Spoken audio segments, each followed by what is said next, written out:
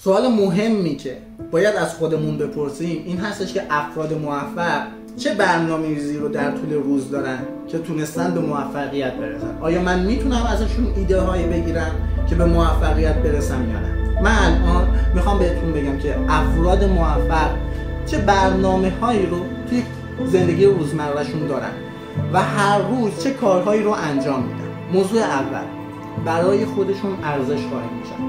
تا زمانی که برای خودمون ارزش قائل نشیم دیگران برامون ارزش قائل نمیشن، دنیا هم برامون ارزش قائل نمیشه. یه سوالی ازت دارم، چقدر وقت برای ورزش کردن میذاری؟ چقدر به جسمت اهمیت میدی؟ چند دقیقه در طول روز مدیتیشن میکنی؟ چند دقیقه در طول روز وقتی رو برای یادگیری در نظر میگیری؟ چقدر کتاب میخونی؟ این موارد نشون میدن که تو چقدر برای خودت ارزش قائل هستی. بعضیا هستن مثلا افراطی دارن که آره من خیلی خودم رو دوست دارم و فلان. حالا بعضیا رو دارم میگم، بعضیامون که کلا مشکل عزت نفس داریم یا اعتماد به نفس داریم. ولی الان داریم در رابطه با این صحبت میکنیم که من واقعا چقدر ارزش برای خودم قائل هستم و چی مشخص میکنه کارهایی که داریم در طول روز انجام میدیم، افکارمون، چیزایی که توی ذهنمون اینا مشخص میکنه که من چقدر ارزش برای خودم قائل هستم. و اینو یادتون باشه تمام تلاشی که دارید امروز انجام میدید برای رسیدن به یه دستاوردیه دیگه. میخوایم خوشحال‌تر بشیم. این دستاوردها هدف نهاییش اینه که خوشحال‌تر بشیم، رضایت از زندگی بیشتری داشته باشیم. همه تلاشی که داریم در طول روز انجام میدیم همین. بعد اگر ورزش نکنیم، وقت برای خودمون نذاریم، ارزش قائل نشیم، هر خوراکی مثلا به درد نخوری بخوریم، زیاد عمر نمی‌کنیم. یعنی تمام این تلاشی که داریم می‌کنیم به درد نمی‌خوره.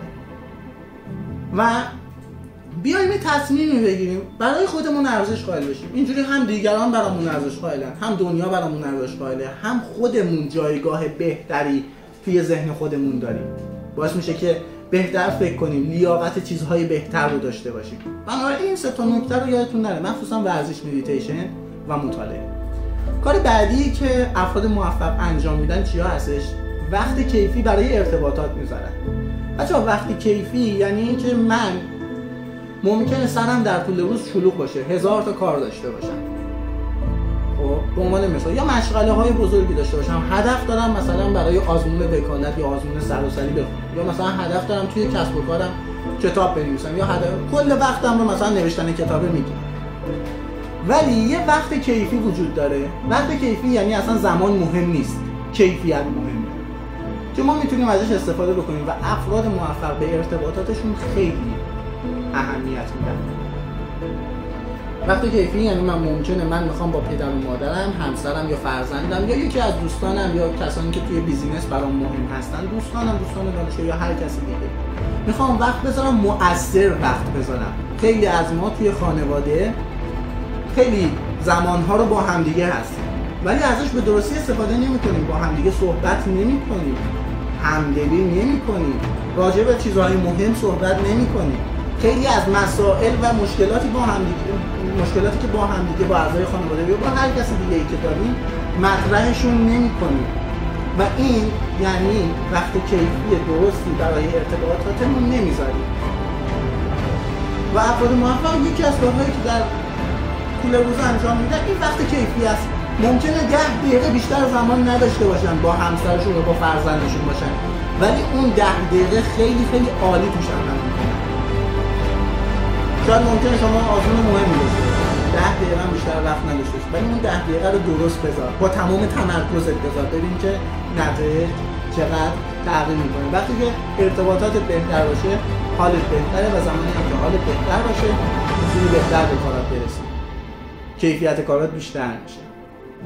موضوع بعدی تفکره. بچه‌ها خیلی از ما فکر نمی‌کنیم. این رو درواسی دارم بهتون میگم و خیلی مهم هستش که من درست تصمیم گیری بکنم. همین الان آیا من در مسیر درستی هستم؟ آیا من واقعا کارهای مهمی رو انجام میدم که در ادامه یه نکته‌ای رو بهتون میگم که واقعا مجبورتون میکنه که فکر بکنید. و در رابطه با این 2 تا اسلاید جلوتر یعنی تفکر کامل در رابطه‌اش صحبت می‌کنیم که اصلا من در طول روز و در طول هفته باید چه فکرایی رو بکنم. موضوع بعدی، انجام یک کار مهم. صحبتی که الان میخوام بکنم میتونم بهتون بگم که مهمترین صحبت این جلسه هست. خیلی خیلی بهتون کمک میکنه و ازتون میخوام اگر میخواید یک نکته از این آموزش با خودتون بردارید و اون رو توی زندگیتون استفاده بکنید، این نکته باشه. افراد موفق در طول روز کارهای زیادی رو انجام نمیدن. من میخوام کارهایی که کلا توی زندگی ها وجود داره رو به 3 تا دسته تقسیم کنم. دسته اول کارهایی هستن که 5 دقیقه، 10 دقیقه، 15 دقیقه اینا وقت میگیرن، مثلا تماس گرفتن با فلان دوستمون یا مثلا پیگیری کردن فلان چیز، سوال پرسیدن از دوستان برای اینکه مثلا من چه کاری رو انجام بدم و چیزهای مختلف، مثلا این لیوان رو از اینجا برداشتن گذاشتن اونجا، ظرف شستن و این چیزا. خب این مدل کارها که اصلا نباید توی برنامه‌ریزی بیاد و اشتباهه اگر بیاد. مثلا پیگیری و اینجور چیزا رو همه رو ما باید بفرستیم توی یه جایی که همه رو پشت سر هم دیگه انجام بدیم، خیالمون راحت بشه. خب چون پیگیری ها هم باید هدفمند باشه، در راستای رسیدن به هدف. دسته دوم کارهایی هستن که 1 ساعت 90 دقیقه طول می‌کشه. افراد معمولی جامعه، یعنی کسانی که یه خونه دارن، یه ماشین دارن، زندگیشون رو رواله، مثلا چیزایی که دوست دارن رو میخرن، معمولا جزء این دسته از افراد هستن. تو جیبشون هستش، معمولا چیزایی که دوست داشته باشن میخرن، تفریحی که دوست داشته باشن رو میرن.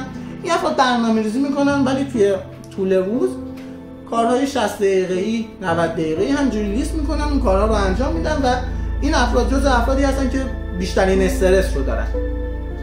چرا؟ چون تعداد کارهایی که باید هر روز انجام بدن زیاد هستش، 3 تا 4 تا 5 تا 6 تا 7 تا کار هستش که این افراد باید انجام بدن. معمولا استرس دارن و خب جایگاه خوبی هم توی اجتماع دارن، برنامه‌ریزی میکنن و به برنامه‌شون هم میرسن.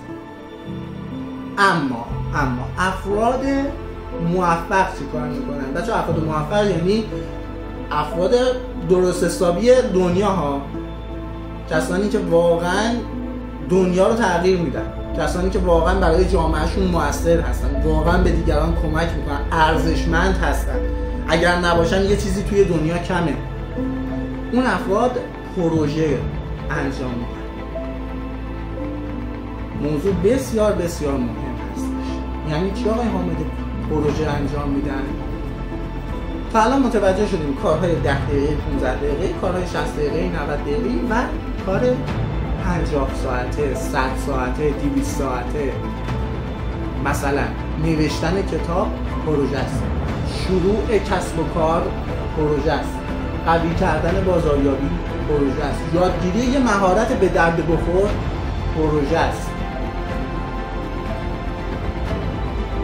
اگر شما پروژه های ارزشمندی توی زندگیتون داشته باشید، آدم ارزشمندی هست و میزان موفقیتتون رو پروژه هاتون مشخص میکنه. پروژه یعنی کار بزرگی که یه تغییر درست حسابی ایجاد بکنه. ما هیچ وقت با انجام کارهای 60 دقیقه‌ای و 90 دقیقه‌ای و این چیزا نمیتونیم تغییر بزرگی در زندگی خودمون و دیگران ایجاد کنیم و زمانی زندگی خودمون بهتر میشه که بتونیم زندگی دیگران رو بهتر بکنیم. و ازت میخوام از این لحظه به بعد به این فکر کنی که پروژه ارزشمند زندگی من الان چیه؟ خیلی از زمانها بوده توی بهار من به بچه‌ها گفتم که بچه‌ها لطفاً اگر آتش سوزی شد توی مجموعه منو خبر نکنید، من نیستم، به من هیچ چیزی نگید، من یه کار مهم دارم بعد این کار مهمم رو انجام بدم. از روی صندلی من بلند نمیشم تا زمانی که اون کار رو انجام ندم. بهانه و اینجور چیزا نمیارم که آخ الان تشنم شد، اگه آب میخوام میرم آبم رو میخورم، اگه میخوام نمیدونم یه پیگیری داشته باشم پیگیریمو انجام بدم و اگر چیزی هم بیاد توی ذهنم روی کاغذ می‌نویسم میگم برو بعداً انجام میدم. این پروژه ارزشمند الان زندگی من. ببینید که چه پروژه هایی رو باید توی زندگیتون انجام بدید. شاید الان ندونید که چه پروژه زندگی منه، ولی از ذهنتون سوال بپرسید. بچه‌ها هر سوالی که از ذهنتون بپرسید ذهنتون به شما پاسخ میده. هر سوالی بپرسید الان من چه کار مهمی باید انجام بدم که زندگی من رو تغییر بده، یه تغییر بزرگی، یه تغییر خوبی ایجاد بکنم. و خیلی از اوقات خودمون رو دست کم گرفتیم. چرا؟ چون اصلا هنوز پروژه‌ای رو انجام ندادیم توی زندگیمون. ولی باید این سوال رو از خودمون بپرسیم که من پروژه ارزشمندم چیه؟ ممکنه کنکور باشه، به عنوان مثال ممکنه نوشتن کتاب باشه، ممکنه طراحی سایت برای کسب و کارم باشه، ممکنه یادگیری مهارت سیستم سازی کسب و کارم باشه. هر چیزی که یه زمان درست حسابی رو از ما میگیره و ما به دستاورد خوبی توی زندگیمون دست پیدا میکنیم. افراد موفق روزانه 10 تا کار انجام نمیدن. ما یه تصوری توی ذهنمونه فکر می‌کنیم افراد موفق دائما گوشیشون زنگ می‌خوره، مثلا فلان چیزو به فلان شخص میگن. نه، اصلا اینطور نیستش. افرادی که به شدت موفق هستن در طول روز 1 یا 2 پروژه کاری رو انجام میدن. هنر این نیستش که ما کارهای زیادی رو انجام بدیم. هنر این نیستش که ما کارهای زیادی رو توی برنامه‌مون بنویسیم و مشغول انجام اون کارها بشیم. هنر این هستش که ما چه پروژه‌هایی رو توی زندگیمون دستمون میگیریم و به پایانشون میرسونیم. چرا این اتفاق میفته؟ چرا میگم به پایان برسونیم؟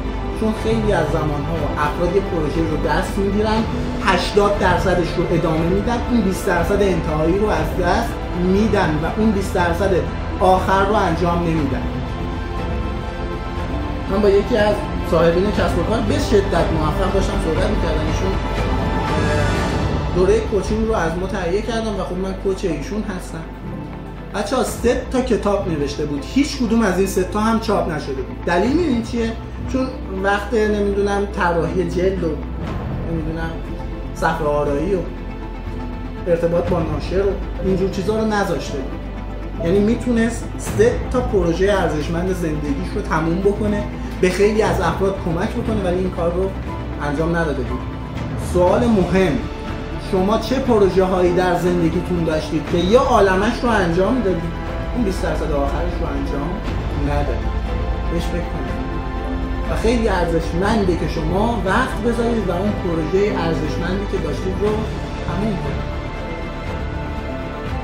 این وقت رو حتما باید بذارید. موفقیت شما به تعداد پروژه هایی بستگی داره که در طول روز انجام. هیچ وقت نمیان بگن مثلا آقای حامدی روزانه 7 تا کار خیلی مهم رو انجام میده، 7 تا کار 60 دقیقه‌ای و فرد موفقیه، مثلا یه ماشین چه میدونم خوبم داره. حالا اینا نمیگن، مثلا ماشین افراد رو نمیگن، ولی میگن امیرحسین حامدی نویسنده 2 کتاب مثلا فلان چیز، نویسنده کتاب یادگیری 7 فروری، نویسنده کتاب قوانین بازی، مدیر وبسایت بهار من. ببینید چنین چیزهایی هستن که شما رو معرفی میکنن. میخوای چجوری معرفی بشی؟ دارن بهت ایده میدن که پروژه ارزشمند زندگی خود رو پیدا کنی. چجوری میخوای شناخته بشی؟ از همین میتونی سرنخ بگیری که الان پروژه ارزشمند من چیه؟ من میخوام چیکار تو این دنیا بکنم؟ من میخوام چجوری ارزشمند باشم؟ خیلی از زمانها خودمون رو باور نداریم و به خاطر همین کارهای مهم رو انجام نمیدیم. سراغ پروژه های مهم زندگی نمیدیم.